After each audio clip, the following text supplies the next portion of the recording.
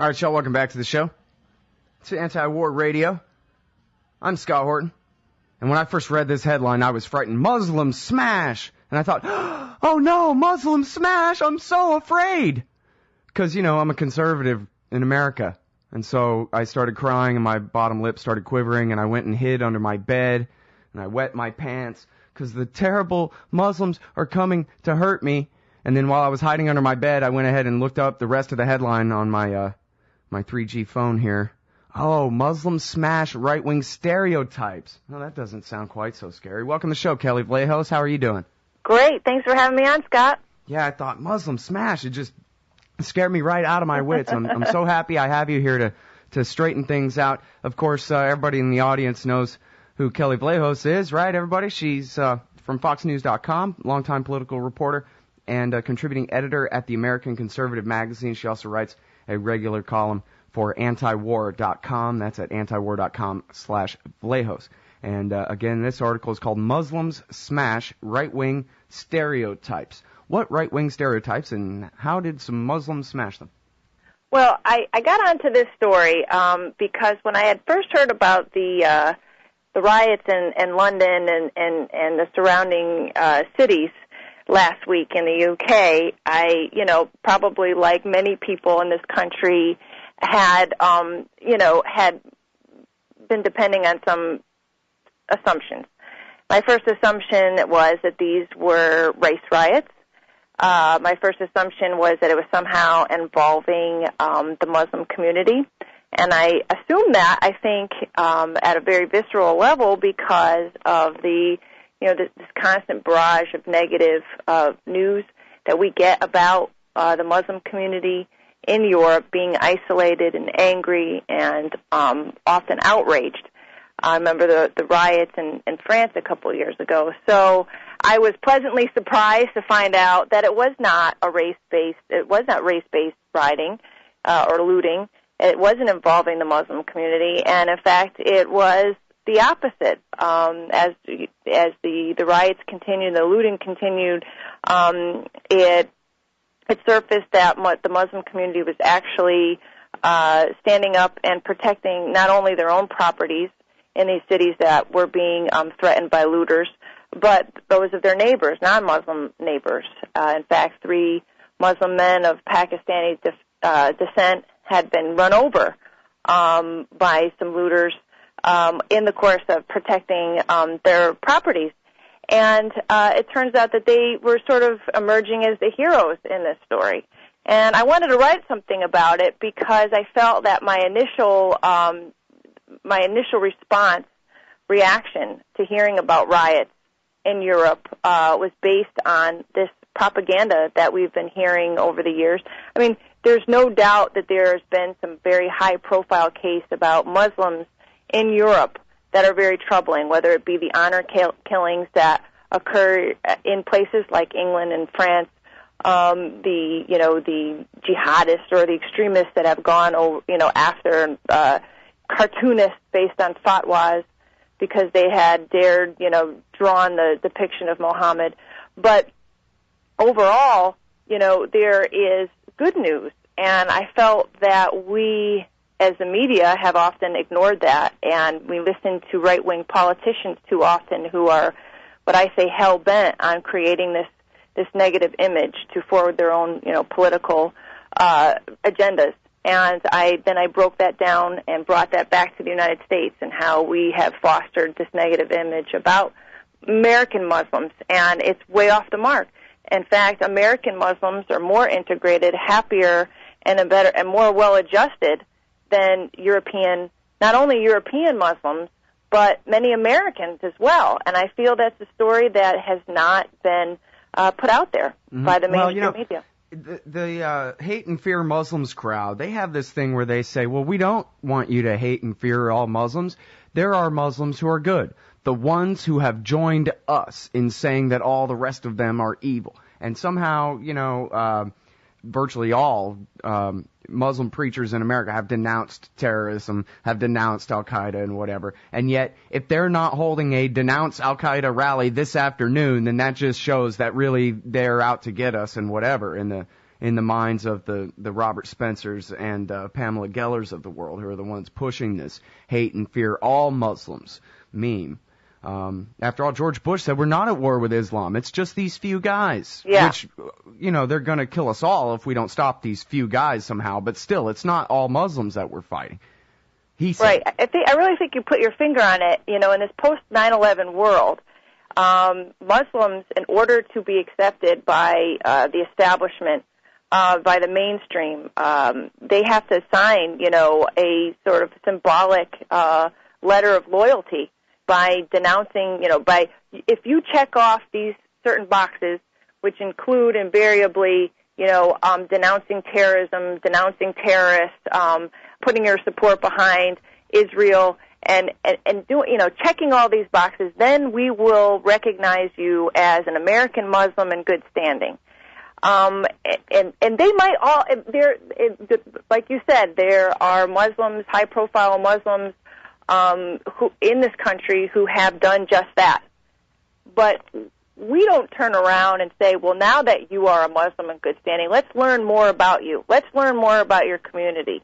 It's all one way. It's a one-way street.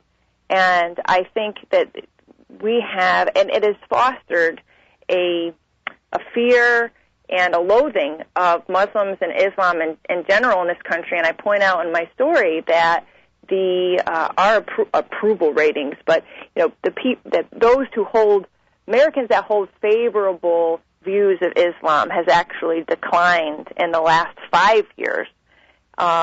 That's not even, of the 10 years, so you can't attribute this directly to 9/11. You can attribute this directly to people like Newt Gingrich and others who are out there constantly talking about loyalty to the country and whether Muslims have loyalty and whether Islam is a violent religion, whether it fosters jihadism and extremism. And, Newt Gingrich was on stage the other night in Iowa, and he was saying that we need to make sure our government workers there must be a way to find out how loyal they are to the United States.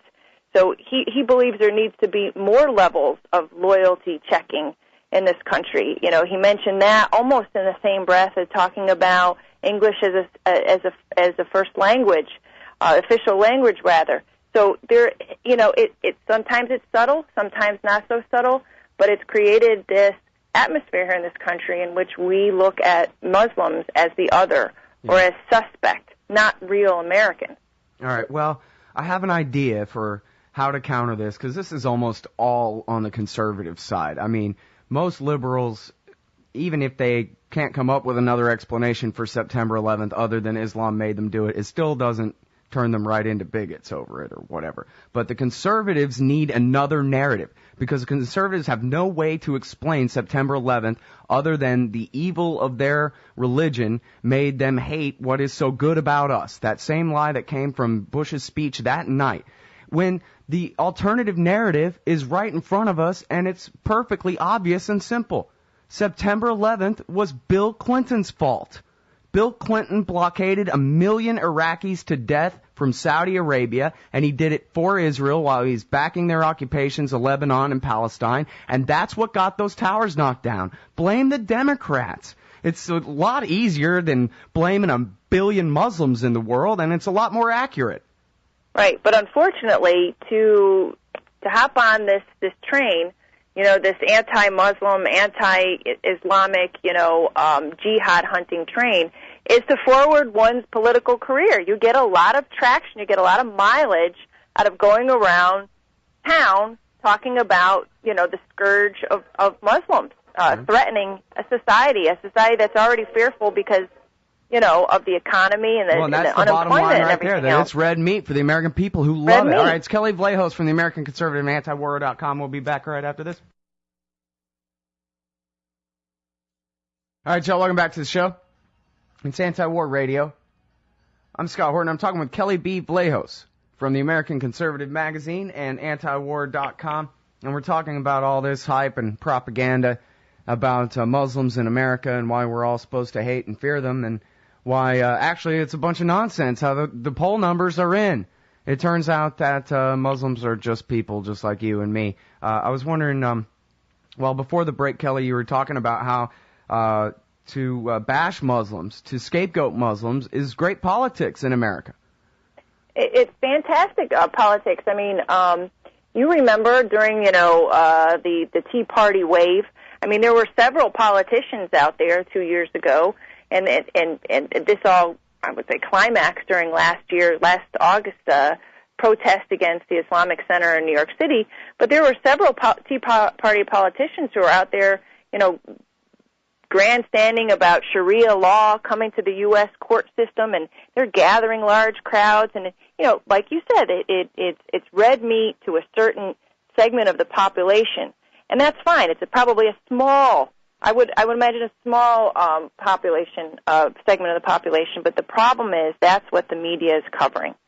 And the media is most at fault of this because they're covering these wacky politicians. They're covering Newt Gingrich.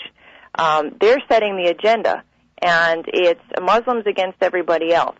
They're not doing the stories. I mean, there's plenty of stories, and I'm not going to take away from the New York Times and other papers. We've done plenty of stories about Muslims who feel that they have been denigrated by the system, that they're being hounded by the FBI, that they're not getting a fair shake. And I've read all those stories, and I think they're fine. But it hasn't trickled down to this general awareness that there are Muslims. I mean, less than a percent of adult Americans are Muslim, but they're here, they're everywhere, and like the poll numbers are reflecting that they are just like you and I, and in some cases they're doing better than you and I. They're working, they're well educated. They're feeling good about their communities. They're involved in their communities. They're involved in their mosques, but they're also involved in their civic organizations. They didn't come here to start jihad. They didn't come here to foster isolated little communities where they could be, in these cells of pious Muslims who don't go outside and don't let their women drive, and they came here because they love America. They want to be part of the system, and we're not recognizing that in our media culture, and that makes me pretty angry because as a reporter, I've have been fed and been part of this media minefield where you're constantly getting this disinformation about Muslims and what they're all about, and there's been a concerted effort by the right wing to equate Muslims here with the situation in Europe, which is a lot more serious. The Muslims in Europe are significantly poorer. They're in situations where they are living in ghettos and they are isolated from the rest of their communities, whether it be in Paris or London, and they're treated like second-class citizens. So there's more of an atmosphere there, bordering on festering tensions, where you just don't see that here. But I have this feeling that people like Newt Gingrich and others would love for it to be like that here. So the irony is, of course, that to be an American means to believe in the Declaration of Independence and to be an individual, to be treated as one, to treat others as individuals, and so to even call them the American Muslims or something like that is to collectivize a bunch of people who are a bunch of people. And the whole thing's ridiculous. And you start treating them all like they're all the Muslims or something like that, they're going to start thinking of themselves that way, when they ought to just be Americans just like everybody else. And, in fact, if you meet one, then you see that that's exactly what they are, just regular people. Exactly. And there has been quite an emphasis on whether Islam is a religion of violence, whether Islam fosters violence, whether it's even a legitimate, religion. And the fact is, Catholics, Protestants have been fighting each other for years. Bloody wars in France and England and Spain have been committed in the name of God and of religion, the Crusades, the Inquisition. I mean, we can go back and say that every religion has fostered violence at one time, but the Muslims that are living here have come here to live, and to raise families and get educated and like you said, advance themselves as individuals. There's no evidence that you have Muslims moving here to usurp the system, to use their religion as a weapon or a tool. They're religious, but look at our, American Christians are very religious, and I think many of them would call themselves Christians first. You have soldiers in our military who call themselves Christians before they are soldiers for the Constitution, and that's a whole other story we could talk about someday. So to say that these Muslims, are suspect because of their religion is just wrong. Yeah, well, and, it's interesting when you talk about these poll numbers and the amount of Muslims who feel like whatever their situation right now, whatever the economic situation in the country right now, they're more confident about their future than most regular Americans. They're not too worried, I guess, about all this anti-them scaremongering.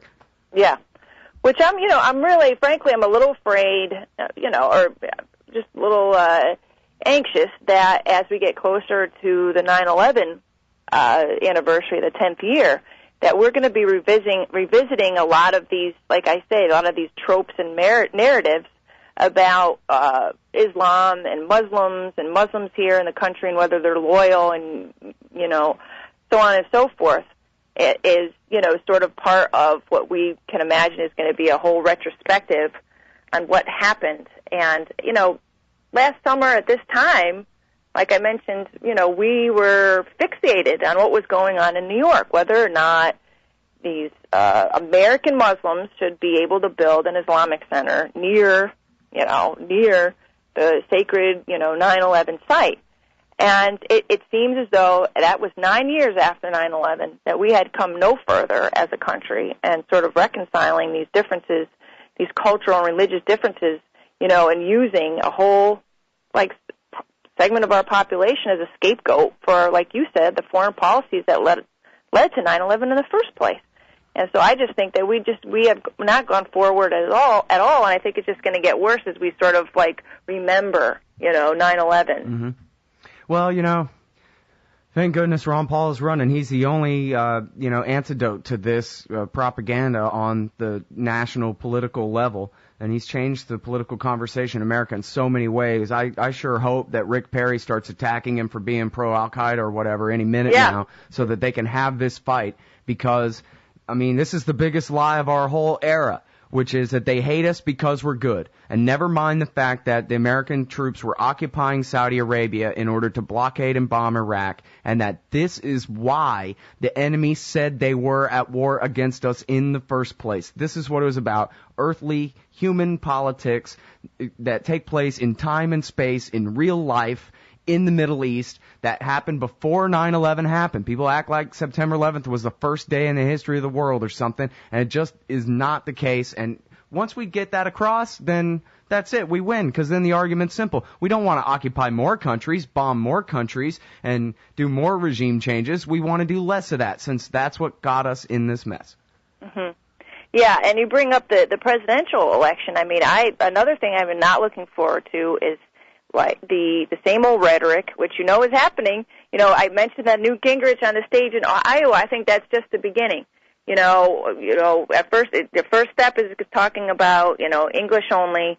Next step is loyalty test for government workers. Next thing you know, like you said, they're going to be, saying that Obama isn't tough enough on terrorists, and then it's just going to go from there. And pretty soon it's going to be, a litmus test. How hard are you on Muslims?